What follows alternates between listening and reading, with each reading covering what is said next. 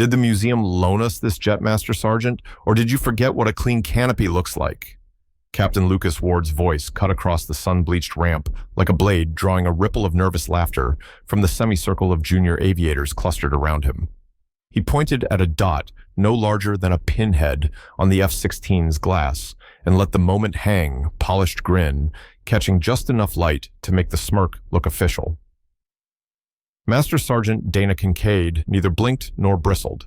She unfolded a microfiber cloth with deliberate care, breathed once in small circles. Even pressure erased the blemish. Then she reset the cloth's edges square, checked her wristwatch against the sortie card, and stepped back into the pre-flight as if the insult had been weather-noted, navigated, ignored. From the operations doorway, Colonel Robert Ashby paused halfway through a briefing sentence and watched the change in the air.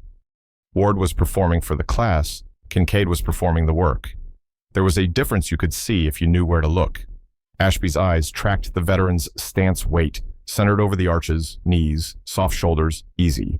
Then the hands, no flourish, no wasted reach, each touch landing exactly where a checklist would land if the checklist had a pulse. He'd seen that economy before in surgeons and in pilots who made night traps look like errands. It meant the same thing here as their mastery without announcement. The stage for Ward's quip had been set all morning. This base was a finishing school for golden hour heroes, a place where confidence passed for currency and volume often masqueraded as proof. Ward thrived in that economy, fast, articulate, fond of the teachable moment that came with an audience. Kincaid upset the arithmetic. Her flight suit was sun-faded at the seams, her hair threaded with silver. She answered questions with measurements, not metaphors. To the untrained eye, she was a relic propping up an aging airframe. To the trained eye, Ashby's eye, she was the reason old jets kept coming back alive. Ward cleared his throat theatrically. Gentlemen, attention to detail is a lifestyle, not a slogan. Let today be your cautionary tale. The students smirked, grateful to be on the right side of the joke. Kincaid checked a hydraulic quick disconnect. By feel, logged a temperature that didn't match the ambient and nudged a plane captain to retorque a stubborn fastener. No speeches, no retorts, just a steady rearrangement of small things toward safety. If there was a fault line in that moment, it ran between show and substance.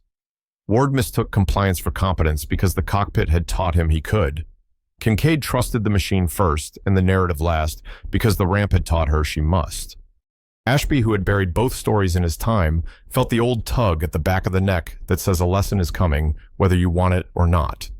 The sky was flawless. The sortie board packed the windlight and harmless. But the air itself had changed, and the quiet professional on the ladder had just become the most interesting problem on the field. The lesson arrived on schedule. The sortie board was full, the sky was postcard blue, and then the frequency tore itself open. Mayday, Mayday, Viper 7-3. Total hydraulic failure. Repeat, primary and secondary are gone. Gear won't deploy. The voice belonged to a young lieutenant out on a training hop, and you could hear the tunnel closing in on him. Captain Lucas Ward was in the back seat trying to keep the kid inside the box. Run the checklist attempt alternate extension cycle once easy on the trim. It was quick, competent, and to a pilot with rising tunnel vision, starting to sound like static. Master Sergeant Dana Kincaid was already moving. She didn't break into a run. She didn't need the theater. She set her tool roll in its slot, stepped into ops, and tapped the comm tech on the shoulder. Patch me to 7-3, she said, voice so level it quieted the room. Colonel Robert Ashby, halfway to the radio himself, caught her eye and gave a single nod. The switch flipped, the net opened. Viper 7-3 Kincaid on your airframe, she said, as if they were discussing a fuel top-off. Stop forcing the system. You're a glider now, 40,000 pounds with bad plumbing.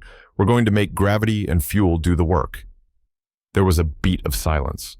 Ward recognized the tone, someone who'd already traced the whole decision tree and picked a branch. He went quiet. Listen up. Kincaid continued her sentences short and breathable. Set up a controlled slip. Left rudder, right aileron gently. Hold it. Let the fuel in your right wing move where it wants. That bias is the right well. She gave him 3 seconds to comply, then, now snap level. Don't over-control, just a clean return to wings level. In the tower, the supervisor of flight leaned over the scope, searching for a miracle in the numbers. On the ramp, the barrier crew rolled. The cable came live across the threshold, and crash trucks took their marks at midfield. Ashby folded his arms and listened, eyes on nothing and everything. Kincaid's cadence never rose. "Look at the panel," she said. "If you get a tease, one flicker, ignore the bulb. Feel the airframe. She'll tell you the truth." The lieutenant's breathing steadied in the background. Ward's line went silent. "Nose gear," Kincaid said softly, as if remembering an address. "Bias forward, slip the other way, right rudder, left aileron. Hold now, snap level."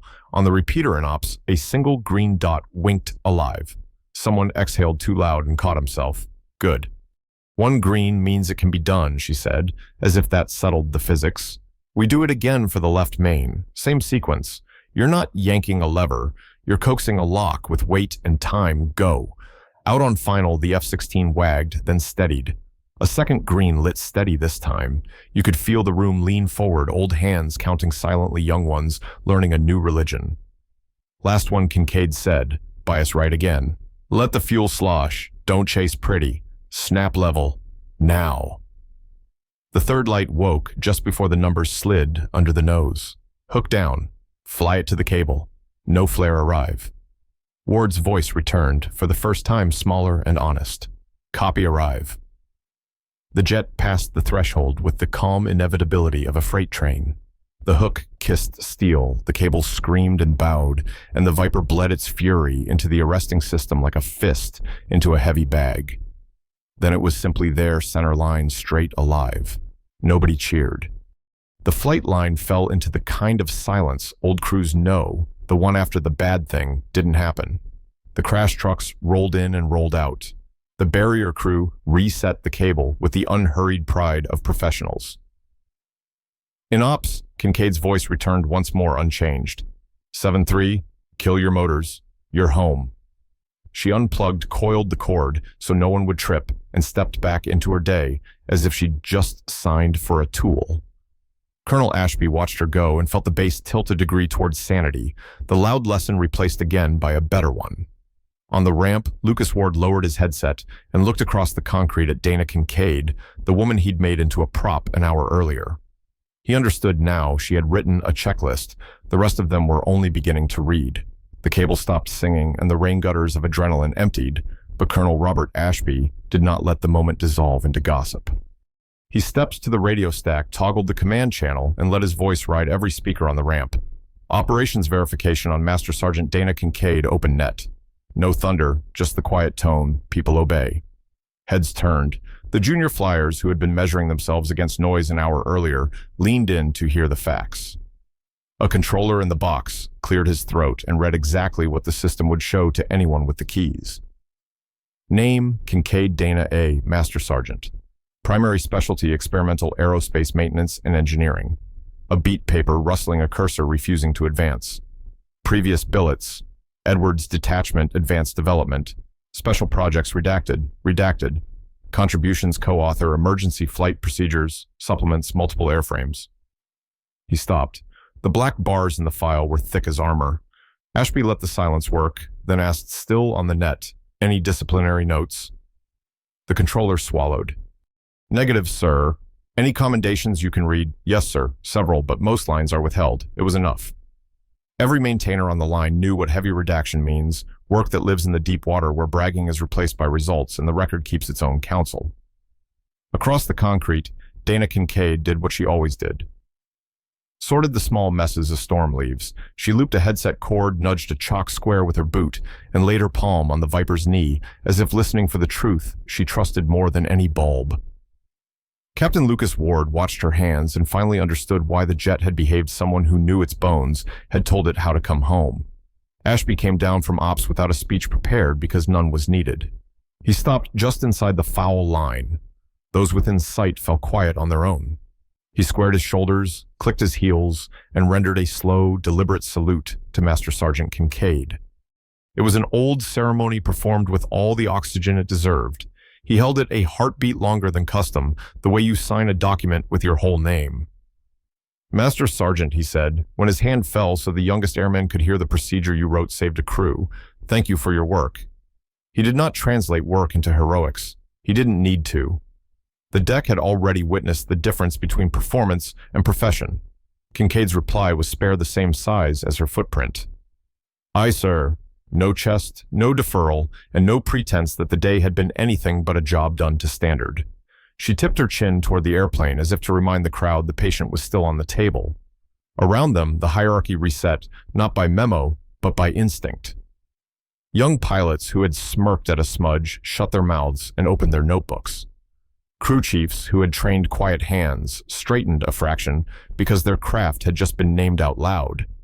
Ward Helmet Slack at his side nodded once to Ashby and once to Kincaid, the acknowledgement of a man who finally understood where his own checklist had come from.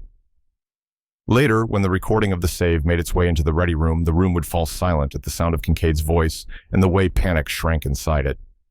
But on the ramp in that hour, respect migrated the old-fashioned way by witness by fact and by a salute that made plain who the expert was and always had been. The salute still hung in the air when the ramp eased back into motion, but Captain Lucas Ward didn't ride the ripple of admiration or wait for the afternoon stories to harden into legend.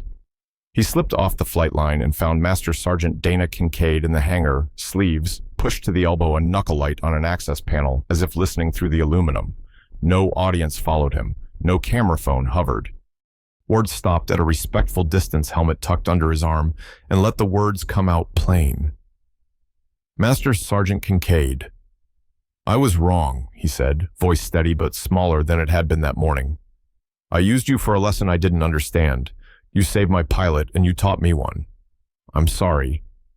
Kincaid studied his face the way she studied a gauge, quiet, exact, uninterested, and flourish, and gave a single economical nod. Understood, Captain, she said. Let's get the jet right for the next kid.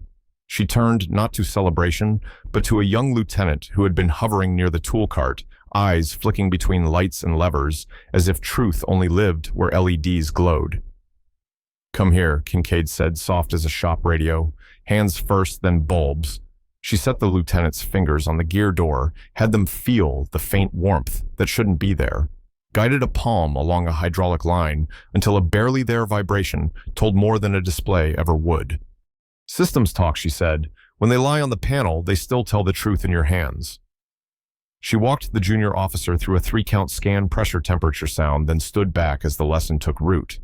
For the older chiefs watching from the periphery, the scene felt like something they had missed and longed for, an artisan teaching a craft in the language of touch and time, not slides and swagger. Ward stayed put, asked a single question about biasing a stubborn actuator, and listened to the answer without defending himself.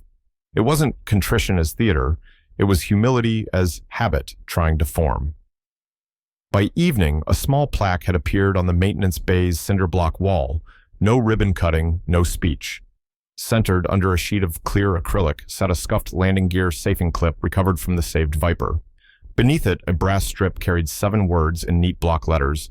The manual didn't build this jet. Nobody needed a signature to know whose line it was. Crew chiefs began pointing to the plaque before briefings not to mint a shrine, but to anchor a standard. Pilots drifted into the bay before stepping coffee in hand and asked, anything you don't like, then waited for the answer. Pre-flights lengthened by a breath, and paradoxically, launches ran smoother. Ward made a habit of arriving 10 minutes early and walking his assigned airframe with Kincaid's people. A few of his peers followed, curious at first, convinced soon after. Colonel Robert Ashby kept his hand off the microphone and his eye on the trend lines, fewer hydraulic gripes, fewer red balls, better questions and debrief. The culture didn't flip, it settled. You could hear it in the hangar's new cadence voices, lower orders, cleaner hands, moving with the quiet purpose of people who trust one another's craft. No one wrote a memo about it, they didn't need to. On that base, the fastest way to be taken seriously became the slowest. Show up, listen, learn the feel, and let your results do the talking.